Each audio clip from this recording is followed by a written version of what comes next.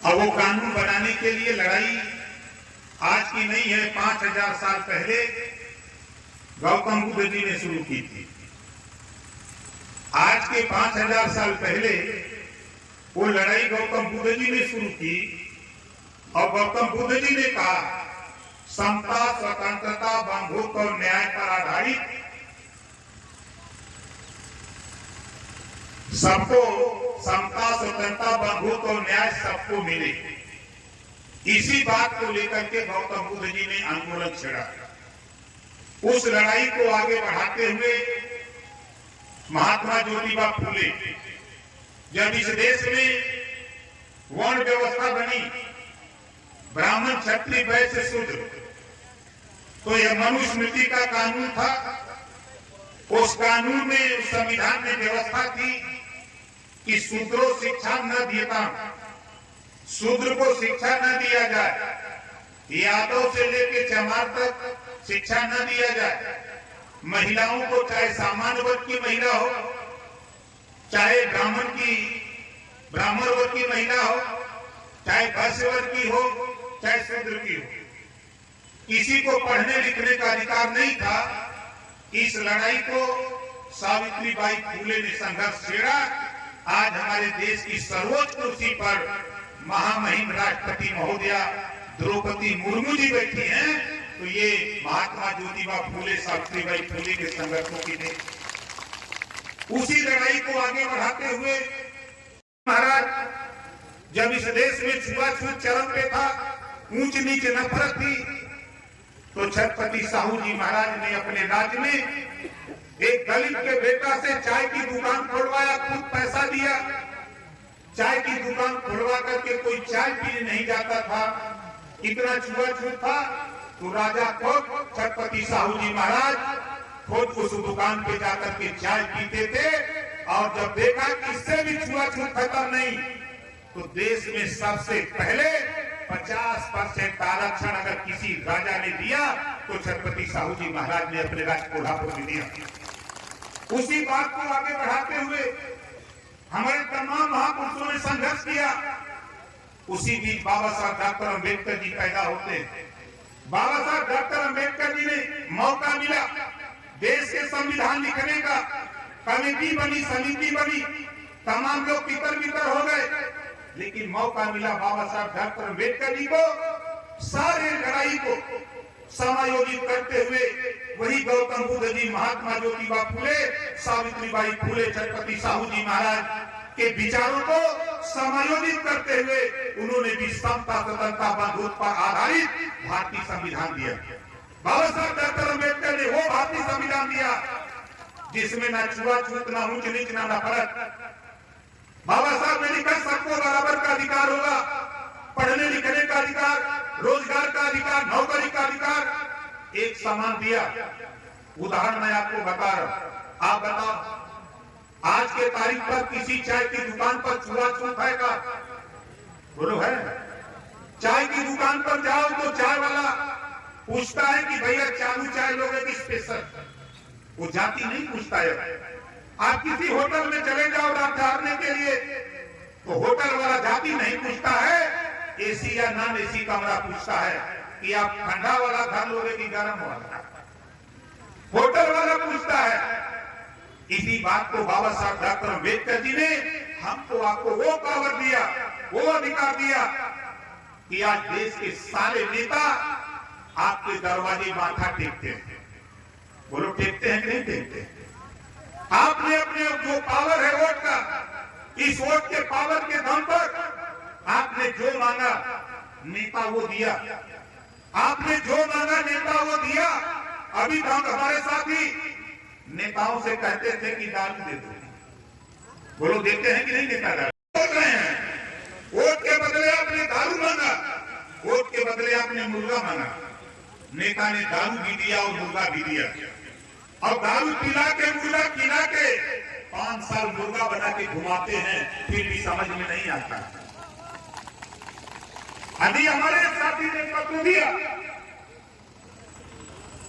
कि हमारे यहां पुल नहीं बन रहा है। अभी आपने पुल के लिए वोट दिया है? कहा? तभी आपने अपने रोजगार के लिए वोट दिया है? कभी नौकरी के लिए वोट दिया है? कभी अपनी सड़क बनवाने के नाम पर वोट दिया है? आपको भावना में वोट देते हो।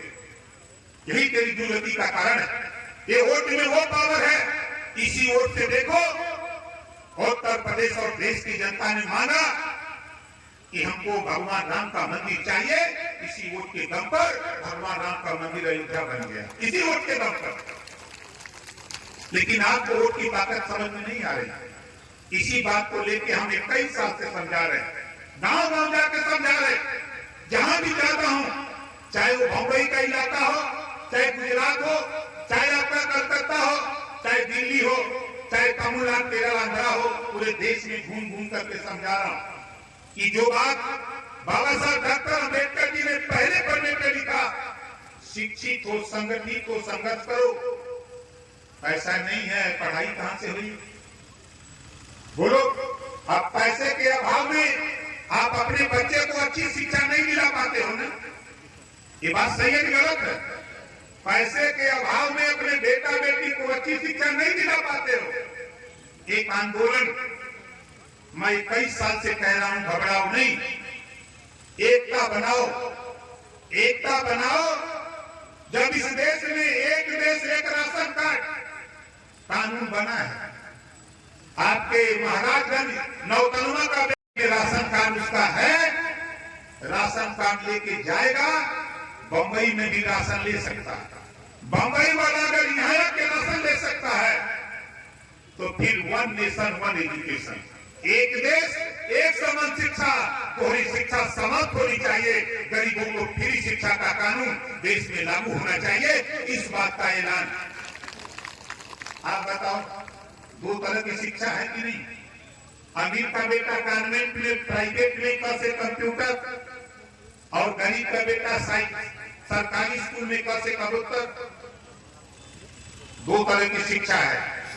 भारतीय समाज पार्टी ऐलान करती है, घबराओ नहीं। अब ओम प्रकाश राजभर देश की नब्ज को पकड़ लिया।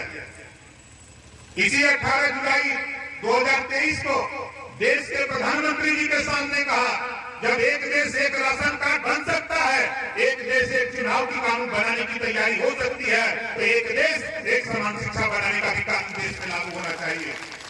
बोलो, होना चाहिए कि नहीं होना चाहिए? कितने लोग चाहते हो कि होना चाहिए? होना चाहिए। दूसरी चीज देखो, यहाँ कितने लोग ईमानदारी से हाथ उठाना, एक बीमारी हमने पकड़ा है।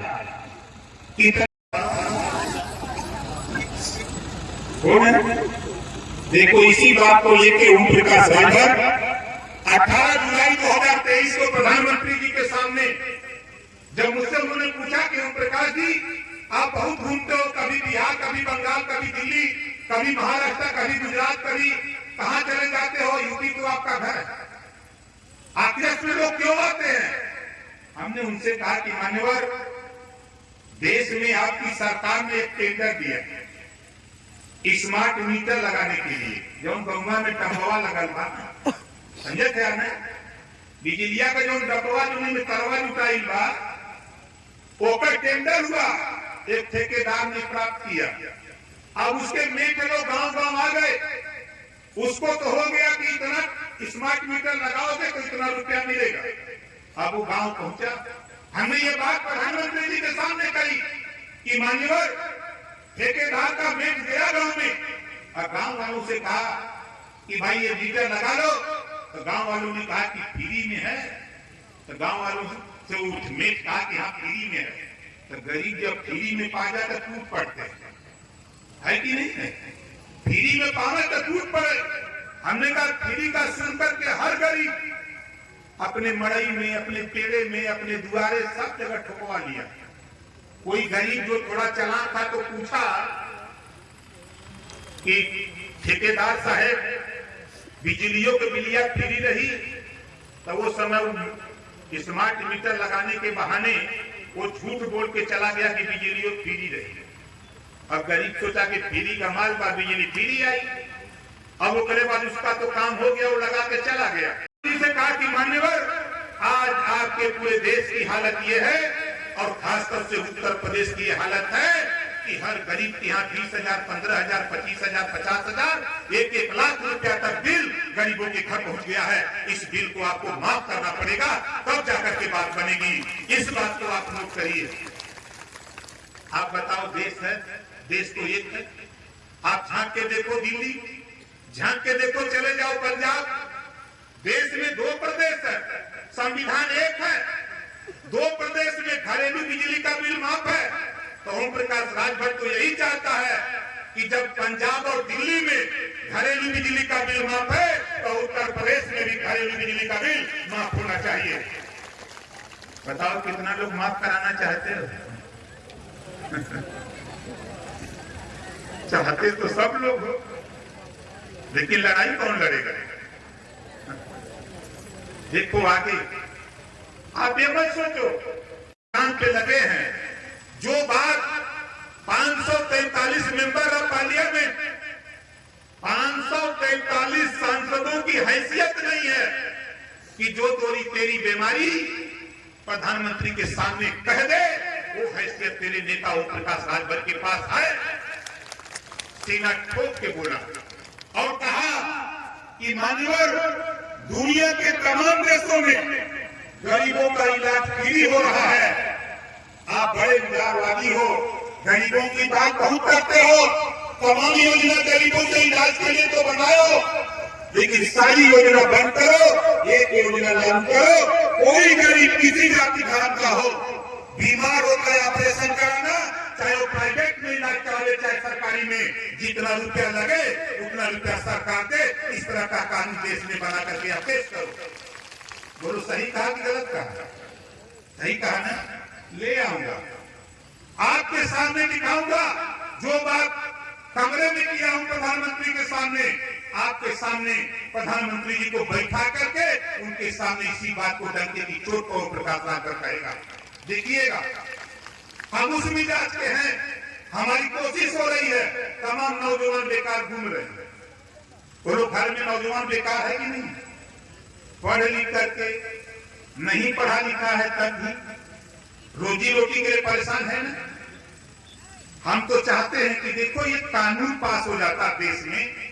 मैंने प्रधानमंत्री जी से कहा, मान्यवर, एक रोजगार परक शिक्षा का कानून आप बना दो।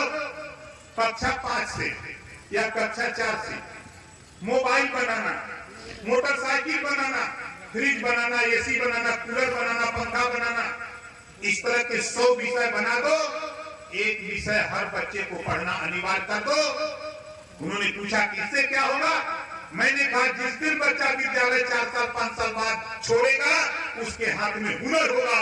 कहीं भी मोबाइल बनाना, मोबाइल की दुकान पे जाकर 3-4 महीने वो प्रैक्टिस कर लेगा, रिहर्सल कर लेगा, तो दुकान खोलकर अपने परिवार में रहेगा और 500 रुपया कमा करके अपने परिवार की जीविका भी चला लेगा। बोलो, सही कहा कि गलत कहा? ये रोजगार परक शिक्षा, रोजगार परक शिक्षा लागू कराने के लिए हम अनवरत संघर्ष कर रहे हैं। हमारा अनवरत प्रयास है कि ये काम हो।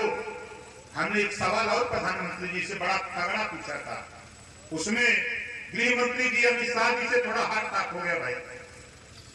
उन्होंने कहा कि ये बात आप क्यों बोल रहे हैं? इस नाते बोल रहा हूं कि जब देश की आजादी की लड़ाई लड़ी जा रही थी राष्ट्रपिता महात्मा गांधी जी के नेतृत्व में, राष्ट्रपिता महात्मा गांधी जी का प्रदेश गुजरात, राष्ट्रपिता महात्मा गांधी जी का प्रदेश गुजरात, सरदार वल्लभ भाई पटेल जी का Pradesh Gujarat.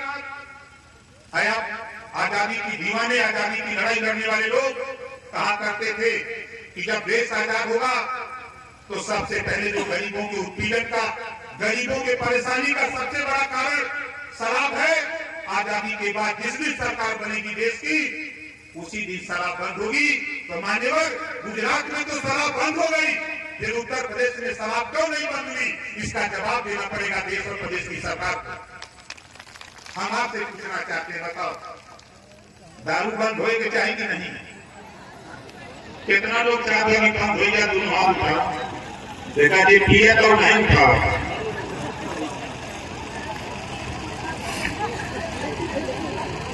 Power is the master की। राजनीति एक ऐसी चाबी है जिससे सभी बंद ताले खोले जा सकते हैं। और तारीख में योगी आदित्यनाथ जी मुख्यमंत्री हैं, आपके वोट के दम पर है। आज देश के प्रधानमंत्री माननीय नरेंद्र मोदी जी हैं, तो हमारे आपके वोट के दम पर है। हम आप वोट देना बंद कर दे तो मुख्यमंत्री और प्रधानमंत्री बनना बंद हो जाएगा। ये पावर आपके पास है, आप अपनी बात को करते नहीं। आ गए तो कहें कहा नौजवान आजकल का शिक्षा की बात को कम करता है, दारू की बात ज्यादा करता है ना? नौजवानों देखो, ये समय सुधरने का है, ये समय सुधरने का है। पढ़ो, मेहनत करो। ओम प्रकाश राजभर, आप सोचो मत, विचार करो। बसपा को पीट दिया हूं, एक एमएलए बचा है। कांग्रेस को पीटा हूं, 2 एमएलए यूपी में बचा है। इसी लोकसभा के चुनाव में समाजवादी पार्टी को पीटूंगा, समझ में आ जाएगा। उसके बाद तो लड़ाई नहीं, समझ लो बाबा, क्योंकि अभी हम हैं दोस्ती की है ना? 24 के बाद खेला होगा, 24 के बाद तो यूपी में खेला होगा, अब बहुत तगड़ा खेला होगा। हम जहां भी रहते हैं सीना ठोक के रहते हैं, हिस्सा चाहिए। अगर मैं मंत्री पद का लालची होता तो मंत्री तो बना, क्यों इस्तीफा देता? हम भी जूता लेके, रुमाल लेके जूता पोछते तो हम भी मंत्री बन के रहते। लेकिन मेरा वो मकसद नहीं था। मेरा मकसद वो था कि जो 27% पिछड़ों को आरक्षण लागू है, उस लड़ाई को हमने लड़ करके पूर्व रिटायर्ड जज हाई कोर्ट माननीय राघवेंद्र सिंह जी के नेतृत्व में योगी जी से कह करके कमेटी बनाया, 7, 9, 11 बंटवारा करा दिया। पिछड़ा को 7, अति पिछड़ा को 9, सर्वाधिक पिछड़ा को 11। 100 दरोगा की भर्ती होगी तो 27 पिछड़ी जाति का होगा और पिछड़ी में भी 3 कैटेगरी होगी। जो सबसे मजबूत पिछड़ा में है वो 7%, जो उससे कमजोर है वो 9%, जो सबसे कमजोर है उसको 11% देने का हमने जांच करा करके रिपोर्ट तैयार करा दिया। तो लागू नहीं हुआ। लोगों ने हमको समझाया कि इस चुनाव में नहीं लागू होगा। हमने कहा कि अब ओम प्रकाश राजभर चला जाए, सुहेल देव थमा दिया इस्तीफा गृह मंत्री जी को, प्रधानमंत्री को, और वहां से आ गया लखनऊ, मुख्यमंत्री को इस्तीफा दे दिया और जाके राज्यपाल को लेकर के मैदान जंग आके खड़ा हो गया कि हमारी लड़ाई अब आप सामने सामने होगी। हम भी बोलेंगे, आप भी बोलो, हम जनता के बीच में जनता को जागृत करेंगे। हमको दे दिया इस्तीफा। हमारा मकसद वो नहीं, हमारे लिए मंत्री पद नहीं, हमारे लिए गरीबों आपको अधिकार दिलाना सबसे बड़ा मंत्री पद होगा। जिस दिन हम आपको अधिकार दिला देंगे उस दिन हमारी लड़ाई का विजय होगा। और राजभर भाइयों, आप बताओ, 500 साल भगवान राम को मंदिर में ले आने में लगा भारतीय जनता पार्टी को। 500 साल लगा ना। 161 साल supreme court, high court, lower court मुकदमा लड़े। देखो ओम प्रकाश राजभर की संगत आपने थोड़ी सी ताकत दिया। 20 साल के अंदर महाराजा सुहेल देव जी को बहराइच में लाकर 50 फुट ऊंची मूर्ति लगवा करके दिखवा दिया।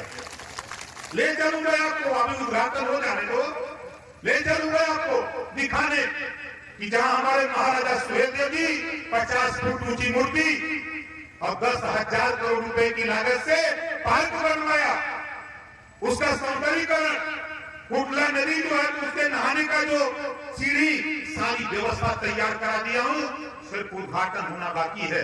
20 साल के अंदर ये तेरे संघर्षों की देन है कि तेरे राजा को लाकर के खड़ा कर दिया बहराइच में। कल मैं आ रहा था बस में, जे उतरा तो मुख्यमंत्री जी मिले। मुख्यमंत्री जी ने कहा कि ओम प्रकाश भगवान राम को ले आने में, हमने कहा कि हमें तो 20 साल लगा। कहा कैसे? हमके आप भी गए थे ना कि बहराइच, आपने देखा कुटला नदी? हाँ, ये तो वही बात सही कह रहे हो। आप नहीं आए होते तो महाराजा सुहेल देव जी की मूर्ति वहां नहीं लगी होती। ये मुख्यमंत्री कह रहे हैं, 20 साल की देन है। और आज हम तो नौजवानों को बधाई दूंगा। मोटरसाइकिल से आ रहे थे, पीछे मैं देख रहा था, लिखा था राजभर जी, लिखा था हमारे कुछ नौजवान आ रहे थे मोटरसाइकिल से जुलूस लेके आगे, तो उनके गंजी पर पीछे लिखा था राजभर जी। कल क्या थे कि पार्टी की देन है साथियों कि आज जो कल तक आप अपमान की दृष्टि देखे जाते थे, आज सम्मान के साथ आप देखे जाते हो। आपको बुलाया जाता है तो सम्मान के साथ बुलाया जाता है।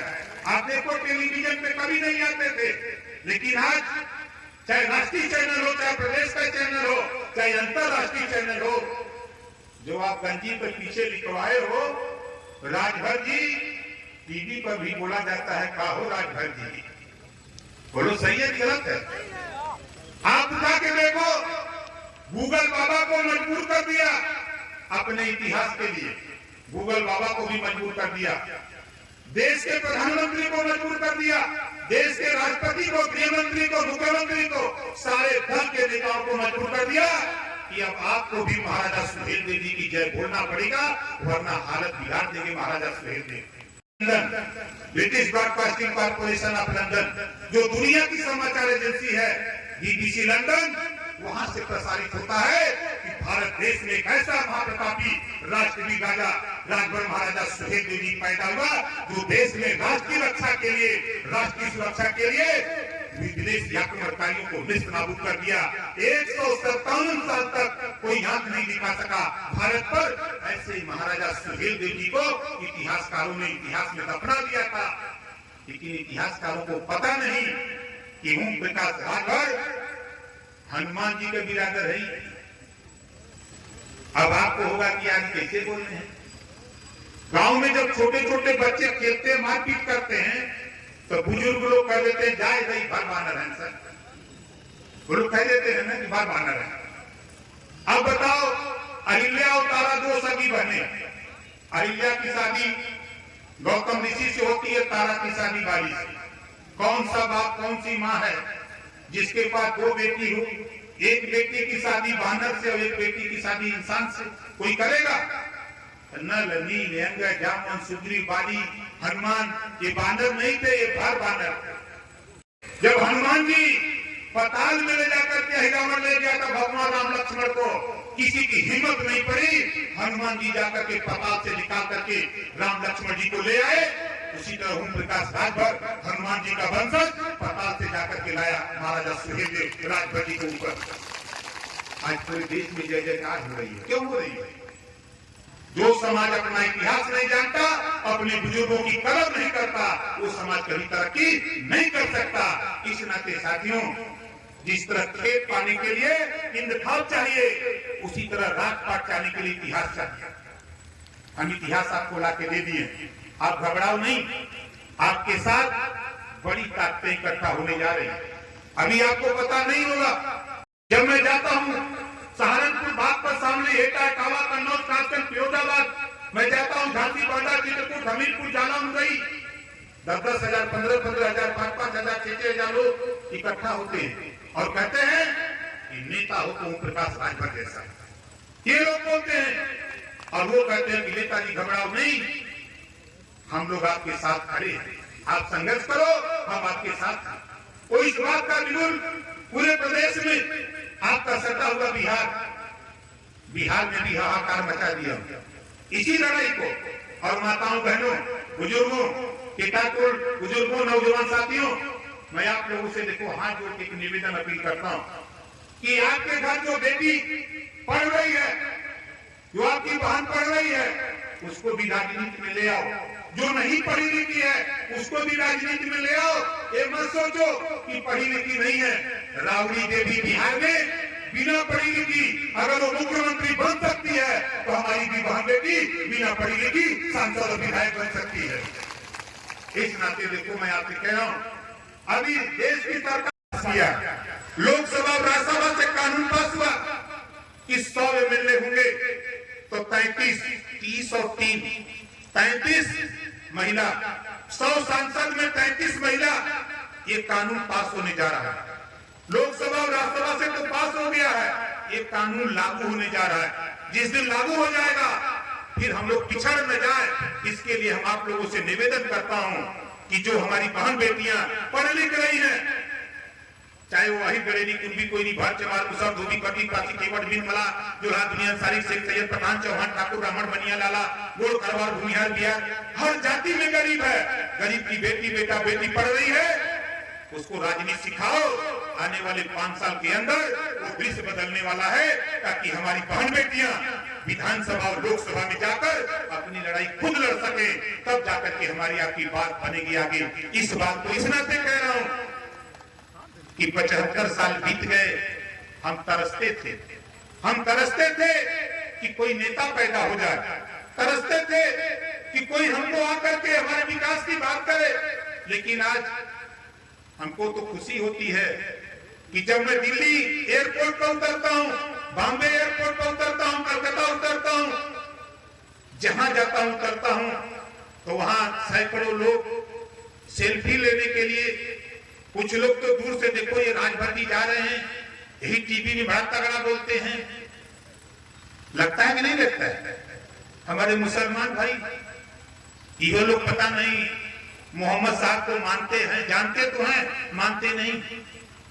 ये लोग बाजा बजाते हैं दूसरे का, बहारों फूल बरसाओ तेरा महबूब आया।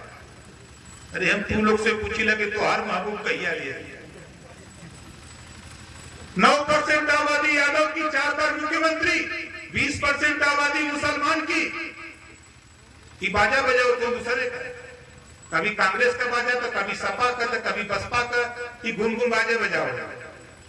बाजा बंद करो, सोचो। नौकरियों में 38% थे मुसलमान भाइयों, 38%।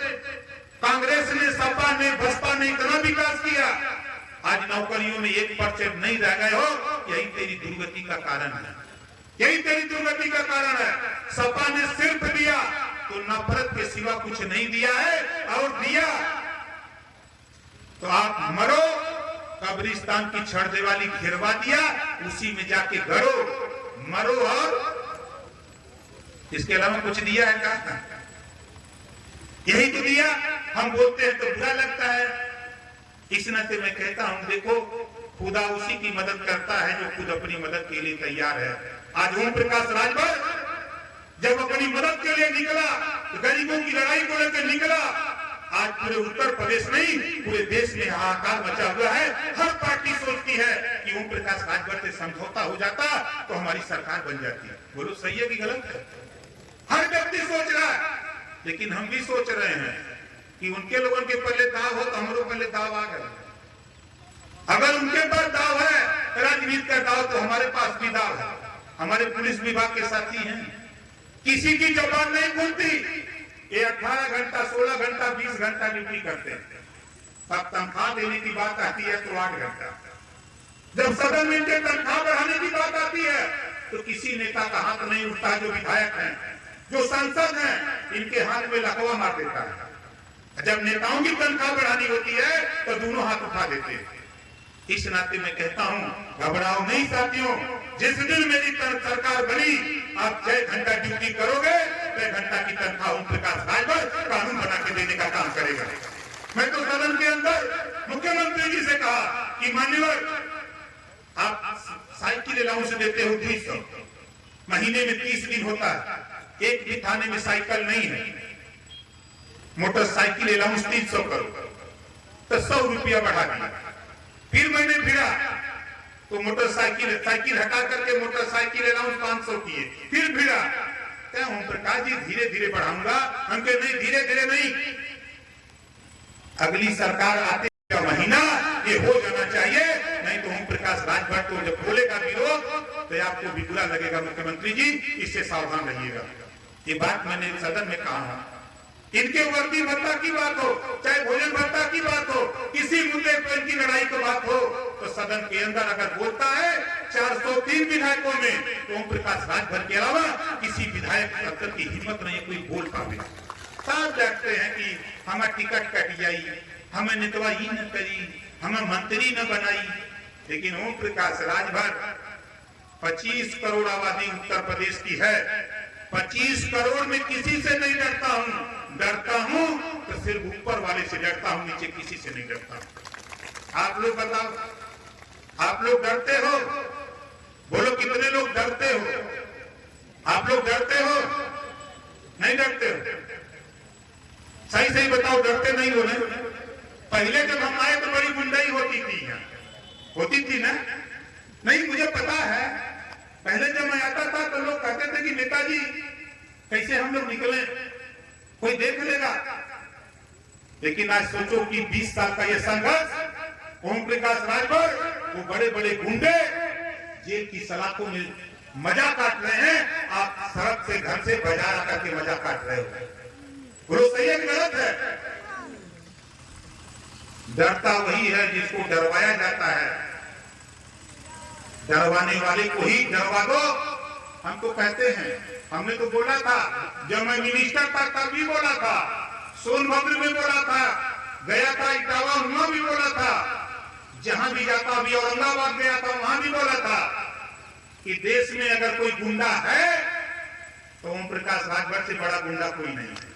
कि नोट कर लेना, जिक्र पहले वोट है वह गुंडा है, बोला हो कि नहीं है? अब ये माफिया हो चाहे कोई माफिया, सब ओम प्रकाश राजभर के सर मारता है, चाहे जितना जने हो। ये अपने के ताप लगा तो चाहे बिहार, चाहे यूपी, चाहे बंगाल, पूरे देश का बात करते हैं। वो ताकत आपको साथियों, आपकी ताकत के दम पर देश के बड़े बड़े माफिया गुंडा ओम प्रकाश राजभर को सलूट मारते हैं। आज सब लोग मानते हैं। विधानसभा के अंदर एक बार अंदर मुख्तार अंसारी को बाहर ब्रिजेश सिंह गेट पर खड़े थे, हड़का मच गया पूरे विधानसभा में। मैं मिनिस्टर था, लोगों ने कहा कि मंत्री क्या सारे माफिया? उसी दिन राजा भैया, उसी दिन धनंजय सिंह, 7 बड़े बड़े माफिया की सूची वाले लोग आ गए हमसे मिलने बारी बारी। पूरे विधानसभा में सचिवालय में हड़का मच गया कि यार ये मंत्री कैसा है कि कुल यही कहें क्या क्यों आ रहे थे? सबको नशा वोट का था, वोट के लिए सब लोग सलाम कर रहे थे। तो साथियों, पावर आपके पास है, जो वोट का आपके पास पावर है, इसी पावर के दम पर आपको सारे नेता सलूट मारते हैं। अगर बाबा साहब डॉक्टर अम्बेडकर जी ने आपको वोट का पावर नहीं दिया होता, आज कोई आपको सलाम करने, आपको दारू मुर्गा पैसा देने आपके दरवाजे नहीं आता, अपने घर बैठा रहता, वहीं से चुन लिया जाता। आज से यहाँ आए हो जितने लोग, यहाँ से शपथ लेके जाओ, चाहे गौतम बुद्ध जी की, चाहे भगवान राम की, चाहे भगवान की, चाहे अल्लाह की, यहाँ से कसम लेके जाओ कि बोलो दारू पर बिकोगे आप लोग? कितने लोग दारू पर नहीं बिकोगे? हाथ उठाओ, सोच लो, विचार कर लो। एक तेरा नेता 21 साल बीत गया, 22वां चालू है, 22 साल हो गया, दूसरा नेता भाग गया होता घर, लेकिन तेरे पीछे तुझे अधिकार दिलाने के लिए मैंने क्या क्या नहीं किया। किससे पंगा नहीं लिया? देश की सरकार से पंगा लिया, प्रदेश की सरकार से पंगा लिया, बड़े बड़े पहलवानों से पंगा लिया, बड़े बड़े माफियाओं से पंगा लेकर ओम प्रकाश राजभर तुझे अधिकार दिलाने के लिए रात दिन संघर्ष करता रहता है। मुझे चिंता नहीं, जाको लाके साइया मार सके न को, बाल माता कर सके बैरी जब सारा हो। मुझे चिंता नहीं, मुझे चिंता है तो सिर्फ आप लोगों की चिंता है। इस नाते आपसे कहूंगा कि ये लड़ाई हम सबकी है, हम सब मिल करके इसी 17 तारीख को गोरखपुर मंडल, ये गोरखपुर मंडल में आता है ना मिला, गोरखपुर मंडल में बुद्धा पार्क है कुशीनगर मुख्यालय पे, वहां महाराजा सुहेल देव जी का भव्य मूर्ति पूजन होगा। आप लोगों को भी चलना है। बोलो कितने लोग चलोगे? कैसे चलोगे? पैसा तो खत्म हो गया है ना? पैसा खत्म हो गया है। नहीं, सही बात है, पैसा खत्म। हमारे नेता लोग आप लोगों से आके मांग जाके यहाँ तक पहुंचाए हैं। हमारे नेता लोग, हमारे कुछ नेता लोगों के पास माल है ना? अब भाई हम ले आए हैं, मनोज सिंह खबर कोई नहीं को ले जाएंगे, बगल हो जाओ यार, मुरली जी का बैठने दो आप लोग। इनकी बिरादरी के पास बहुत रुपया है, ज्यादा नहीं, इनसे हम 100 बस ले लेंगे। बोलो कितने लोगों को बस चाहिए चलने के लिए? बस कोई दे देंगे, पेट भराओगे? नहीं भरा होगा? नहीं, सही सही बताओ, तेल भी मत भराना, जाने दो, तेल का भी जुगाड़ कर लेते हैं। बोलो, तेल का भी जुगाड़ कर ले। तो हमारे जिलाध्यक्ष मुरली राजभर, जोरदार ताली बजा के मुरली जी का स्वागत करो। हमारे बहुत पुराने नेता हैं सीताराम। जय सुहेलदेव, जय सुहेलदेव। भारतीय समाज पार्टी जिंदाबाद, भारतीय समाज पार्टी जिंदाबाद, भारतीय समाज पार्टी जिंदाबाद। बाबा साहब अमर रहे, बाबा साहब अमर रहे, बाबा साहब अमर रहे। इसी बात के साथ